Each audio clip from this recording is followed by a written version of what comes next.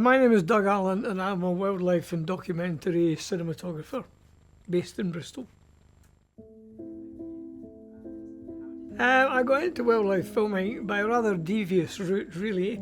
I first got interested in diving. This led me to marine biology, which led me to expeditions down to the Antarctic, and then I met David Attenborough.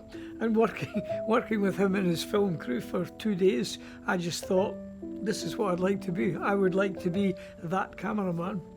My favourite animals, the best animals I like filming are mammals, big mammals. Big mammals because you have to be out in the environment to film them, and mammals because they're just got personalities, so they're all different. So every individual mammal that you meet is a character on its own, and that makes them exciting, more exciting than, say, insects. I reckon I've been given over 600 days, 650 days to go and look for polar bears. And they're just magnificent animals. When you see them walking across the sea ice, you realise that these animals belong here, that they just epitomise the Arctic.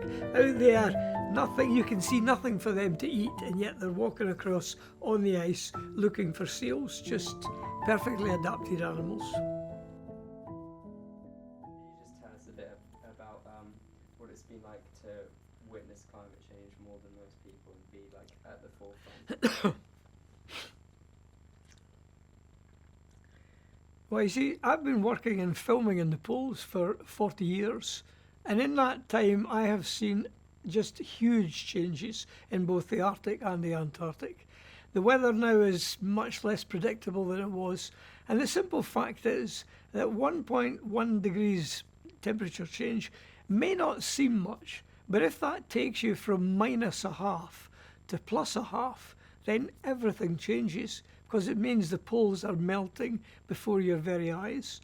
And I've seen changes in the polar bear behaviour, and just so much is happening in the poles. There was a time, if we had paid attention when the scientists first started waving the red flags, then we could have had what I call the evolution of solutions. We could have tried things slowly, gradually.